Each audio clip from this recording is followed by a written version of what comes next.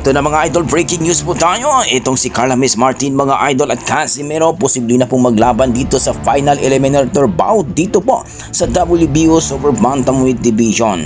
Kaya ang bakbakan Casimero at Naoya Inoue napakalapit na po talaga mga idol. Dahil hindi na po matutuloy daw. Ayon sa ating mga pinagkakatiwalang source, ang bakbakan ni David Picasso at ni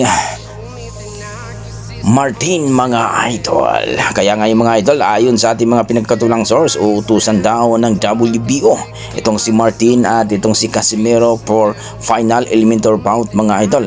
Ang rank number 1 at rank number 4 mga idol ay magbakbakan para po sa final eliminator bout dito sa WBO. Kung sino daw mananalo sa kanila mga idol, siya daw ang kakalabanin ni Naoya Inoue before daw umakyat ito ng featherweight division. Dito masusubukan si Carla Miss Martin mga idol. Masakit man isipin natin na kapwa Pinoy ang maglalaban. Pero ito na po ang totoo mga idol dahil po ay nakataya na po ang kanilang ranking mga idol. Dahil kung sino daw ang mananalo sa kanila ay makakalaban ni Naoya Inoue. Bagamat sinabi ng ating mga boxing fans, mabugbog lang daw itong si Carla Miss Martin dito kay Cuadroless Casimero.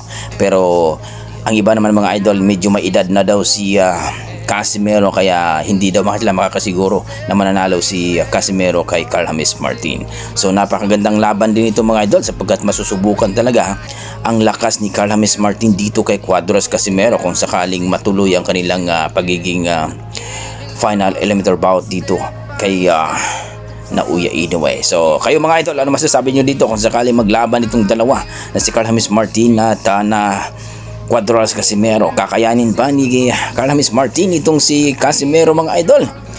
Nako, talagang makikita na natin ang ating dalawang Pinoy, isang prospect at isang dating world champion na kakapanalo lang dito kay Luis Pantera Neri. Please comment down below mga idol kung ano ang inyong mga opinion dito. Kung sakaling matuloy ang bakbakan nito, sino kaya ang gagapang sa dalawang ito?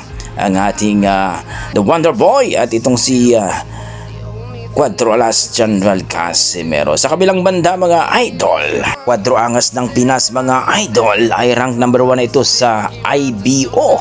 Well mga idol, hindi man kinikilala na isa ito sa mga major belt no sa 4 na sanctioning bodies, pero isa ito sa mga international belt mga idol dahil ito yung nagawang 6th Division World Champion ni Manny Pacquiao, kaya isa rin ito makakatulong ni Casimero na magiging 4th Division World Champion kung sakali nalalaban itong si Casimero dito sa IBO. Pero rank number 4 na mga idol itong si Casimero, kaya napakalapit na talaga ang bakbakan ni Casimero at Naoya Inoue. Kung sakaling matuloy ito mga idol, sigurado ayon sa ating mga boxing fans, huwag nang patagalin dahil itong si Casimero at Naoya Inoue ay nag-iinit na talaga. So kayo mga idol, anong masasabi nyo dito sa pagiging rank number 1 ni Casimero sa IBO? Napakalakas talaga si Casimero ngayon mga idol, talagang pinag-uusapan at talagang inuugnay ni Naoya Inoue. Kung sakaling hindi daw lalaban si Inoue, nakakahiya daw itong si Naoya Inoue. Hindi daw talaga totoong monster itong si Naoya Inoue. Kayo, anong masasabi nyo dito mga idol? Dapat na bang labanan itong si Casimero ni Naoya Inoue para hindi siya magiging kakatawa-tawa itong si Naoya Inoue? Okay, please comment down below mga idol para ating pag-usapan. Maraming salamat. God bless po.